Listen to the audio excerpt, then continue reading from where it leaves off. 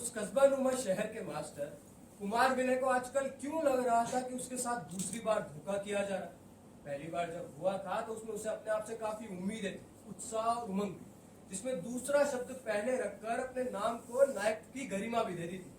परंतु एमए पास करने के बाद नौकरी की तमाम परीक्षाओं में बैठने के बावजूद वो सफल ना हो सका।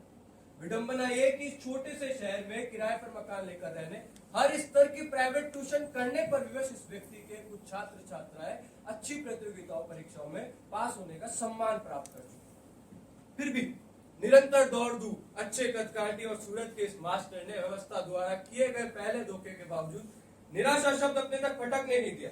वो एक गंभीर, स्वाभिमानी और परिश्रमी व्यक्ति है। वो साधारण कपड़ों में भी स्मार्ट और दुरुस्त बना रहता है, किसी का छोटा सा एहसान स्वीकार नहीं करता और हंसी मजाक से कोसों दूर रहता है।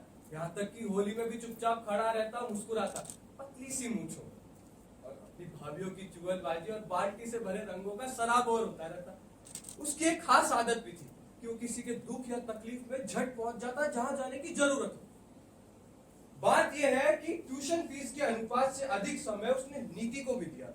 मॉडल पेपर तैयार कराए, लगातार अभ्यास कराए और जब वो प्री मेडिकल के लिए अपने पिताजी के साथ लखनऊ गई तो उन लोगों के आग्रह करने पर वो भी उनके साथ गया। हर पेपर के लिए अतिरिक्त मेहनत कराई और अभ्यास कराया। पास होने की खुशी में नीति अपनी छोटी बहन प्रीति के साथ मिठाई का डब्बा लिए चली। सड़क पर एक सहेली के मिल जाने पर उससे बात करने लगी तो इतनी अधीरता ही नहीं संभाल पाई और अकेली कुमार विनय के घर पहुंच गई। सरल, उज्जवल, बड़ी बड़ी आंखें, हंसमुख चेहरा, उसके अलावा कुछ और भी था। ऐसी आत्म ज्योति जब वो पहली बार उसके पैर छूने के लिए झुकी तो उसने बीच में रोक उठाकर कहा, तुम्हारी वहां जगह नहीं। फिर उसने चेहरा और थोड़ी उठाकर कहा कि इस सफलता का श्रेय तुम ही को जाता है, तुम्हारी मेहनत को, तुम्हारी मेहनत। अतिशय भावावेश में कुछ स्पष्ट ना समझते हुए दोनों हाथों के बीच अपना चेहरा छिपाकर सुबकने। इसके पश्चात वो दोनों और निकट आ गए और आपस में कुछ कसमें। डॉक्टरी पढ़ने के लिए लखनऊ जाने के लिए उससे पहले वो कुमार विनय के घर एक और बार गई। तब उसने कहा कि तुम पर काफी जिम्मेदारी आ गई है, मैं चाहता हूं कि तुम खूब तरक्की करो।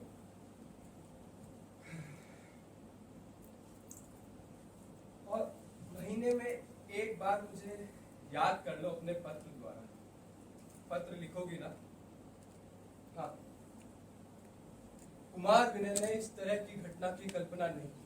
नौकरी में असफल होने का कारण उसे उस समय समझ आया जब उससे कुछ मांगा गया, किंतु उतनी धनराशि न होने के कारण यदि होती भी तो वो उसके लिए तैयार नहीं। व्यवस्था द्वारा किए गए भ्रष्टाचार के बाद उसने दो फैसले कर लिए, जिनमें एक ये कि वो नौकरी ना करके स्वावलंबन का मार्ग अपनाएगा और नए लोगों को अपने से अधिक योग्य बनाएगा, जिसमें वो सफल हो सके।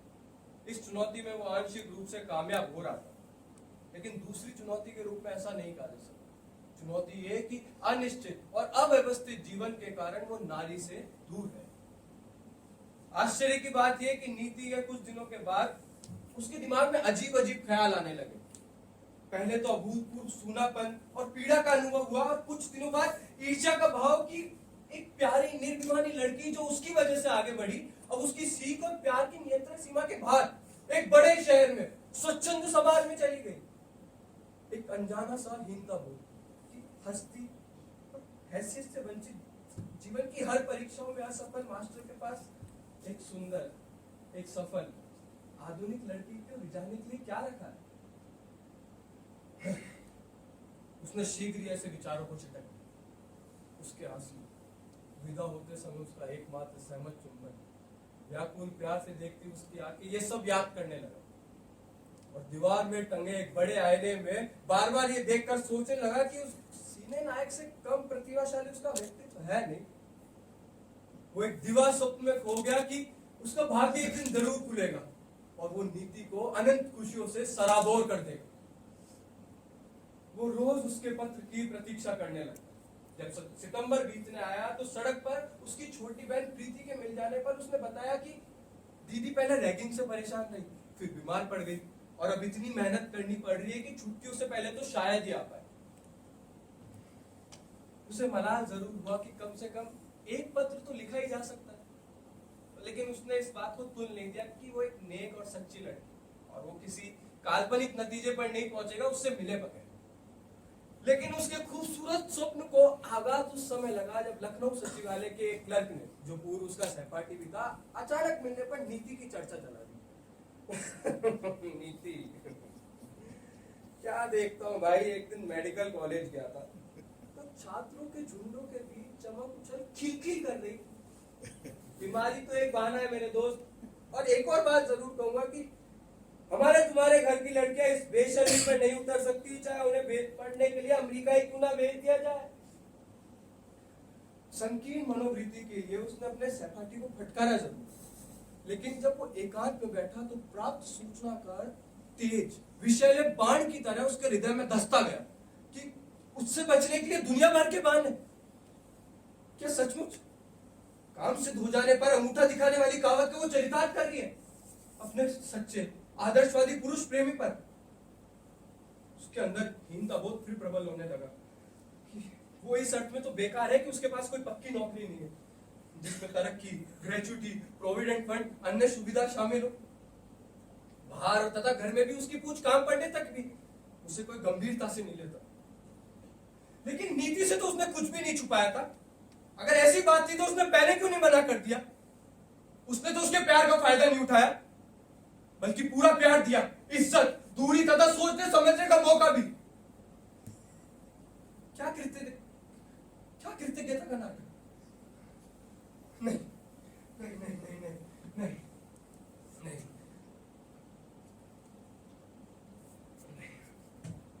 वो उस पर अविश्वास नहीं करेगा। वो स्वयं लखनऊ जाकर उससे मिलेगा। वो इस फैसले से खुश हो गया और उसका प्यारा चेहरा देखने को व्याकुल भी। नवंबर मास, जब वस्तुतः सर्दी आई भी नहीं थी, मन हवा खुशनुमा मौसम में वो लगातार 2 रविवार को लखनऊ गया। प्रथम बार जब गया तो उसके छात्रावास ने कई चक्कर लगाने के बावजूद नीति दिखाई नहीं दी। कई लड़कियों ने ऊंचाई और संशय से घूर कर देखा, मुझे नहीं पता। एक किसी ने बताया कि एक परिचित के यहाँ गई है, लेकिन उसका पता नहीं मालूम। शाम और गाड़ी का समय होने पर वो स्टेशन लौट आया। वो बहुत थक गया और निराशा तथा गुस्से में पता नहीं उसे कैसे संत कवि तुलसीदास की कविता पंक्ति याद आ गई, जिसका अर्थ है, जैसे स्वतंत्र होकर नारी बिगड़ जाती है।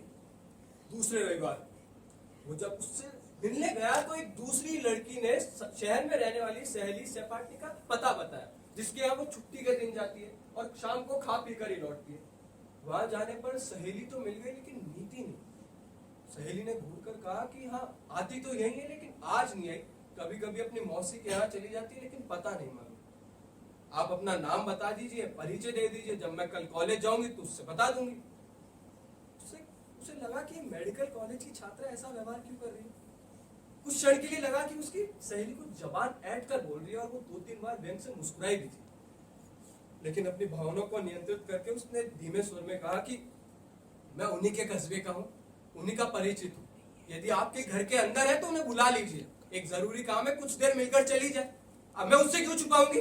प्लीज, मुझे सचमुच समझ नहीं आ रहा कि आप उनके परिचित और कस्बे के, तो उससे क्यों नहीं मिलना चाह रही हो आपसे?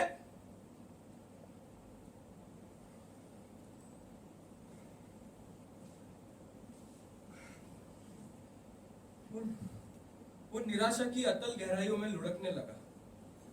उसका चेहरा लटक गया उस गधे की तरह जिस पर उसके मालिक की मार पड़ी हो।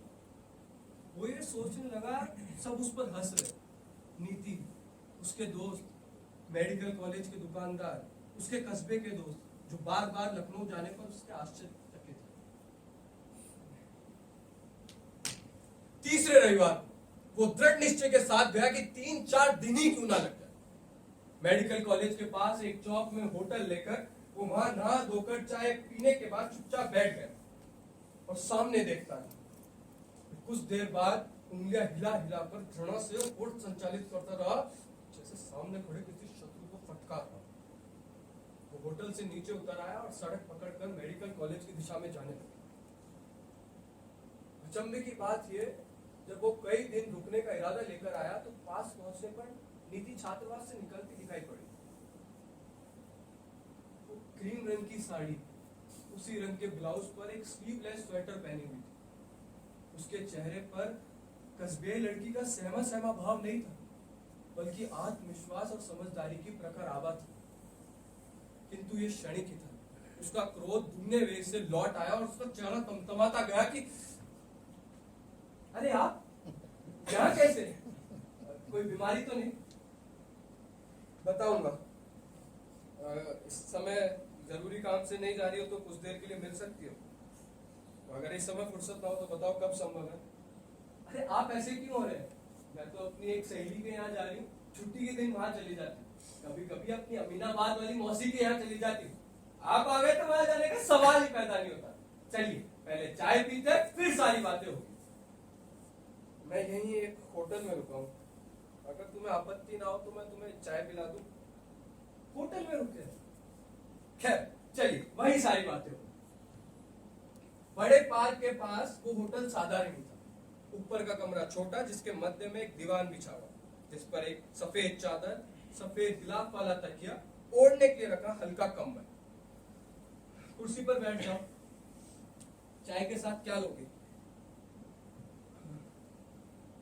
फोन द्वारा ऑर्डर देकर उसने बिस्कुट और 2 कप चाय मंगा ली। चाय आने पर वो चाय पीने लगे चुपचाप। कुमार विनय का चेहरा इतना गंभीर था कि नीति की कुछ बोलने की हिम्मत नहीं।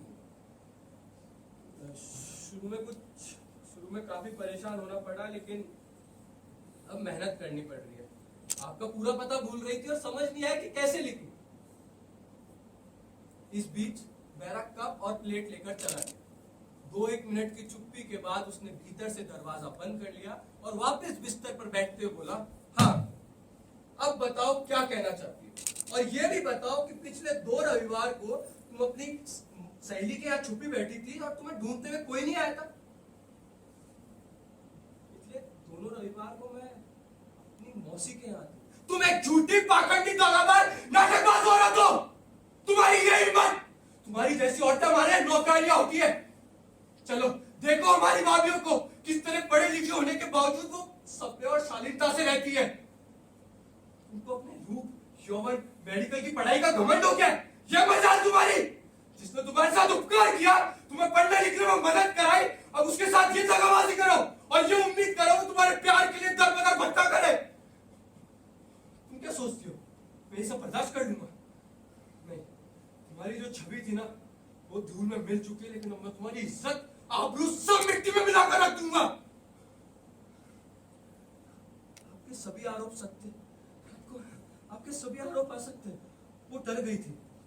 अनजाने में या मजबूरी में कोई भूल हो गई तो मुझे माफ कर दीजिए। अब ये पागल करने लगी तुम्हारी इज्जत, आबरू सब मिट्टी में मिलाकर तुमको पागलों की तरह आगे झपटा और उसके सारे कपड़े उतारने लगा। साड़ी, पेटीकोट, ब्रेसली, पैंटी, स्लीवलेस स्वेटर, ब्लाउज, एक एक करके बारी बारी से अत्यंत क्रूरता के साथ उसने सब कुछ उतार दिया।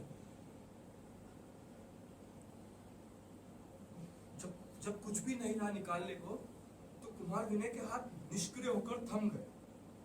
इसका फायदा उठाकर वो पंजों के बल उखड़ू बैठ गई और घुटनों को सटाकर अपने वक्ष को ढकने की कोशिश करने लगी।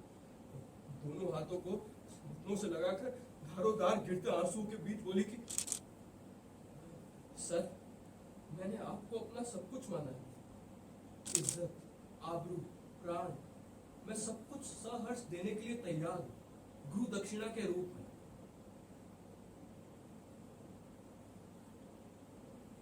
क्या नीति के कथन में कोई ऐसी बात थी जिससे कुमार विनय सचमुच उसकी तरफ देखने लगा? ना मालूम कहां से करुणा की गहरी भावना उत्पन्न होती गई और वो अत्यंत धीमे स्वर में बोला, कपड़े पहन लो, मैं बाथरूम चला जाता हूं। चलो मैं तुम्हें हॉस्टल छोड़ आता हूं, चलो। छात्रावास के फाटक के पहले विदा के समय कुमार विनय के होठ कुछ विशेष कहने को आतुर दिखे, लेकिन उसकी हिम्मत नहीं, क्योंकि अनजाने में ही उसे लघुता और शर्म की एक अजनबी अनुभूति से वो विवश हो चुका था और जल्दी जल्दी कुछ कहने लगा कि तुम सब कुछ भूल जाओ, जैसे कुछ भी ना हुआ। तुम मेरे लिए वैसी ही हो जैसे उस दिन पढ़ने के जाने वक्त थी। मैं भी तुम्हारे लिए वैसा ही हूँ। जाओ आराम करो, मुझे कोई जरूरी काम से जाना है। मैं तुम्हें विस्तार से लिखूंगा, ठीक है?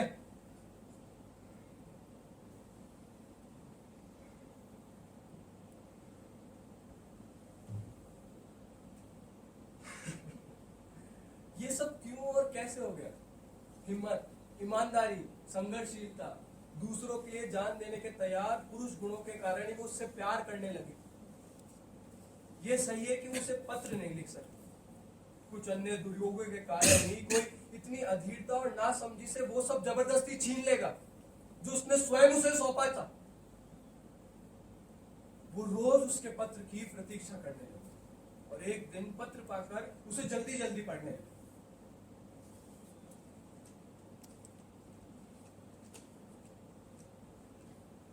नीति, उस दिन तुम्हें बहुत निकट से देखने का मौका मिला और मैं तुम्हारे और भी निकट आ गया हूं। तुम्हारे जिन गुणों को नहीं समझ सका था, आज बताना चाहता। भारतीय नारी का एक सर्वोत्तम गुण है तुम्हारे अंदर, वो है विवेकपूर्ण सहनशील। तुम दुर्लभ स्त्री हो जो घटिया स्तर पर नहीं उतर सकती और उदारता, सच्चाई और अपने वचन पर अटल रहती है। गरिमापूर्ण समर्पण तथा आंसुओं में तुम्हारी जैसी खूबसूरत स्त्री इस दुनिया में कोई नहीं। इसकी तो मैं प्रशंसा कर सकता हूँ कि तुम कसी ब्रेसरी पहनती हो, फिर भी मैं चाहता हूँ कि तुम एक सही आकार की ले आओ। वक्ष नारी की शोभा है, उन पर अनुचित और अतिरिक्त दबाव नहीं होना चाहिए और ना ही बेसहारे होने चाहिए। मैं तुम्हें यह भी बताना चाहता हूँ कि तुम स्वास्थ्य और सफाई के प्रति लापरवाह नहीं, उन स्त्रियों की तरह जिनकी सांसों से दुर्गंध आती रहती। मैं खुश हूँ, परम संतुष्ट हूँ और इन्हीं प्यार भरे विचारों के साथ तुम्हें जल्दी से जल्दी अपना बनाना चाहता हूँ। नीति के आगे वही धुंध बार बार पसंद नहीं और कुछ देर बाद वो अंधकार होकर उसके भीतर उतरने लगा। वो पत्र को एक तक देखती रही लेकिन उसे अब कोई अक्षर दिखाई नहीं पड़ा। अंत में उसने खिड़की से उस पत्र को हवा में आते फड़फड़ाते हुए निहारती और उसे छोड़ दिया, जो हवा के साथ एक रद्दी में जा गिरा और वहीं पड़ा।